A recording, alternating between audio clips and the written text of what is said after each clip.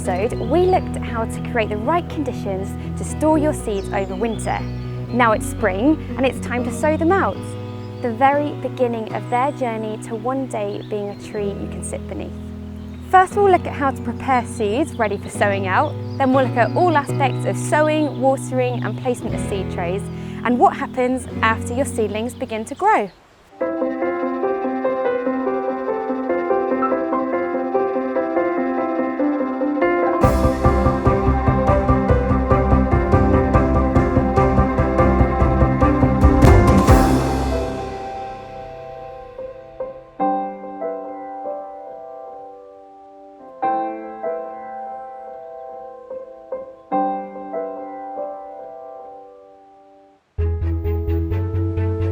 So it's springtime, we're in our Dartington tree nursery.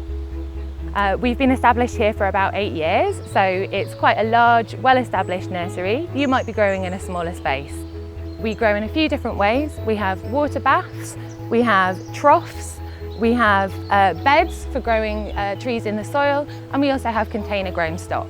You don't need a large space to set up your first tree nursery. You just need a few bits of equipment and you get your seeds growing. We have labels, so these are bamboo biodegradable labels, a pen for writing on them. We have gloves to protect your hands. We have seed trays. It's really important that your seed trays have got really good drainage to protect the seeds from going mouldy as they grow. We have propagator lids, which are going to help with your germination. And then we have all of the different seeds that we'll be sowing today. So these were all collected last summer and autumn, and we've been storing them through the winter, and now they're ready to sow now that we're into spring. We also have a potting mix. It's peat free, and we'll be putting that into our seed trays for sowing today. And of course you're going to need water. So we've got a watering can here with a rose attachment on the end so that you can get a nice fine spray of water to protect your seeds from drowning. We also have a water bath here, which is excellent for watering from the base. And again, that's another way of really protecting any fine seeds that you've sown. There are 3 ways of sowing seeds. So we have a very fine seed, which is quite difficult to handle and would be quite hard to sow individually into seed trays. And then we have the larger seed, which has been stored in sand through the winter and kept damp. This is big enough to be able to handle as individual seeds. And then we have the biggest seeds of all, which are the nuts. So we have hazelnuts and acorns in particular, and these get planted into root trainers. So I'm going to be sowing some birch seed today, so I'm just going to mix up some sand, and then I'm going to add a little bit of the birch seed and mix that together, and it just makes it a lot easier to handle. You don't end up with lots of clumps of seeds in your seed tray. I'm going to add my peat-free potting mixture into my seed tray, which has got the drainage holes in. And I'm going to fill the seed tray to about 1 centimetre from the lip. And you want to gently firm it down, but not compact the soil too much. And then I'm going to take my seed and sand mix, and I'm going to broadcast sow it across my seed tray. And that literally just means scattering it finely across the surface of the seed tray, and no one big clump of seeds that will all come up very crowded in together, which will make it very hard for pricking out.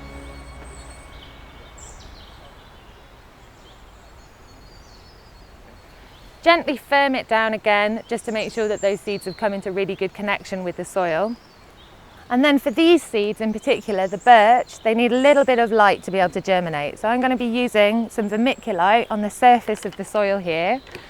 This will help to keep the seeds in place, but will also let light through. So you don't want to put too much vermiculite on, it's just a fine covering over the top. So once your tray's finished, it's now ready for a label.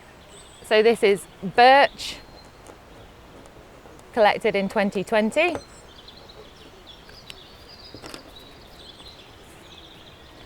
And then I'm going to place the seed tray into the water bath.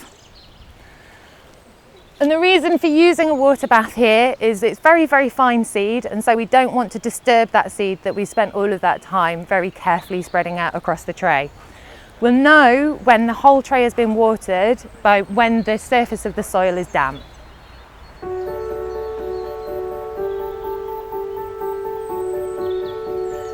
Now I'm going to be sowing seed that's big enough to handle. So we've got crabapple seed here. It's been stored in damp sand through the winter.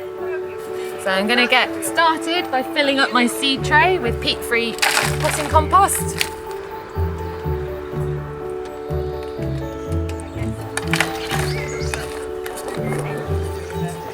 Just level it off slightly. Then you can take a handful of your seeds. Because they're big enough to be able to handle individually, you can actually place them across the surface of your soil. It is nice to be able to spread them out all the way across the seed tray so that when it comes to pricking out, it's much easier. Now I've sowed all my seeds into the tray, I'm going to just very gently firm them down, again just trying to make sure that they come into really good connection with the soil. And then I'm going to take some of my compost and just gently scatter it over the surface. We're aiming for about 2 to 3 millimetres of soil over the top. And then you need to write your label.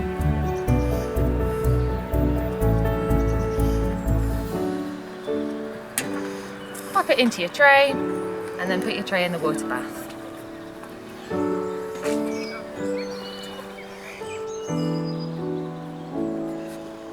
Now I'm going to show you how to sow larger nuts and seeds, in this case these hazelnuts which have been soaking in water overnight. We're using a different kind of seed tray this time, called a root trainer. The reason for using root trainers is that they have a really long root run filled with compost for the seeds to grow through. They also have really large drainage holes at the bottom. So I'm going to fill up again with peat-free potting compost. And you want to fill them up, I would say, probably about 3 centimetres from the top of the tray. So once I'm happy that I've got compost all the way through the tray at about the right planting level, I'm ready to start planting. So I'm just placing them into the cells. You have got a right and a wrong way up with all of your nuts. Where there's a base plate, that's where the roots are going to be growing from. So we've now got a nut in every cell and we can top up with compost.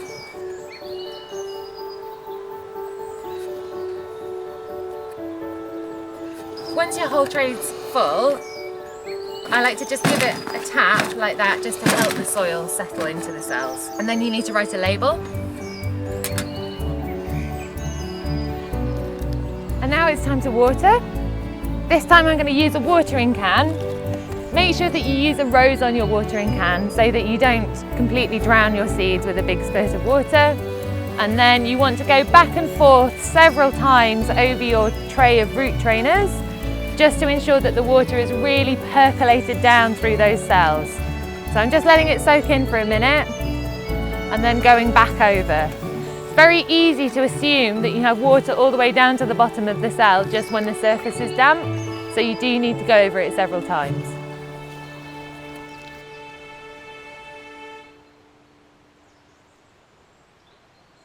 So now that you've sown your seeds, we need to move them into the position where they're going to be growing. With the nuts that we've sown, it's really important to protect them from mice and voles. We are growing in a polytunnel because we're quite well established and we've now got this covered grow space. At home you might want to do it on a windowsill, but you still need to protect from the mice and voles. So at home you would cover over with chicken wire and a layer of chicken wire underneath. I'm actually going to move them onto pallets to keep them off the ground. They're going on top of mouse and vole proof mesh, and then we'll move the cage over onto the top to give them protection from above. So with the seeds that we put into seed trays, they don't need as much protection from mice and voles. They're not as vulnerable as some of the nut species, but we do like to keep them off the ground where possible and growing in the polytunnel, as that creates a nice microclimate. If you haven't got a polytunnel, then you can be growing them on a windowsill and just giving them that little bit of extra warmth to germinate. With these seeds, we like to use a propagator lid. This just really helps to add to the microclimate. If you haven't got propagator lids, then you can just use cling film over the top of the seed tray. Leave the propagator lids on until your seeds have germinated, and then as soon as you start seeing them to germinate, you can take the lids back off again.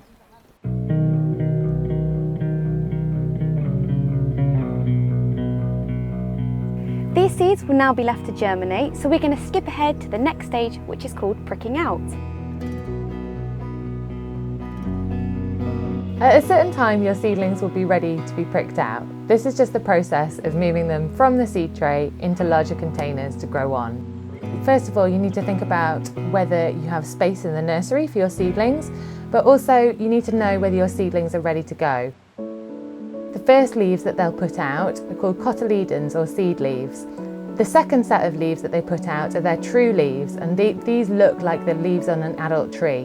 Once you've got your first set of these leaves, your seedlings are ready to go because they've got a root system which is big enough to handle being transplanted. So first of all, you'll need containers to put your seedlings into. We're using root trainers here, and I've already filled them up with a peat-free potting mix. The other things that you'll need are pens or just a pointy object so that you can kind of make holes into your compost. I quite like to use a plastic pen, and you'll see why later. It's also useful to have something that's flat so that you can get underneath the roots of your seedlings. We've also got our seed trays here. You might also want some labels and watering cans so that you can water once you've finished. When you're ready for pricking out, make a hole into your root trainer, nice and deep so that you can feed the root into your container. And then I'll be using an old lolly stick here just to get underneath the roots. So I'm going right down underneath the roots of the seedlings, right to the base of the seed tray. And this is where it's important that you use the seed leaves, so you can pick up your seedling by the seed leaves and you won't damage the plant at all. It's really important that you don't pick up the seedling by the stem or even by the adult leaves. The seed leaves at this stage, once they've got their adult leaves, are almost disposable. So just holding from the seed leaves, I'm just gently easing out that soil, and you can see that you have a nice root system here. This is where I'm going to use my plastic pen. You can rub it on a material just to build up a static charge, and that really helps with feeding the root down into the bottom of the cell. So using that static charge, I can just feed the root into the root trainer, and you want the bottom of the stem to be level with your level of compost. You're just going to gently firm it down, and that's it. Once you've reached this stage, you can take them outside and put them under protected cover to protect them from any pests. I'd give them a good water, just using the rose of a watering can or a mist, just to make sure that you don't drown them. And then you'll want to write a label and attach it to your seed tray so you know exactly what you've got. It's mind-blowing to think that these tiny seedlings know how to grow into huge trees that will sustain so many lives. Right now, they're all busy putting their feathery roots into the ground and strong shoots into the air. In the next episode, we'll find out how to look after your growing trees.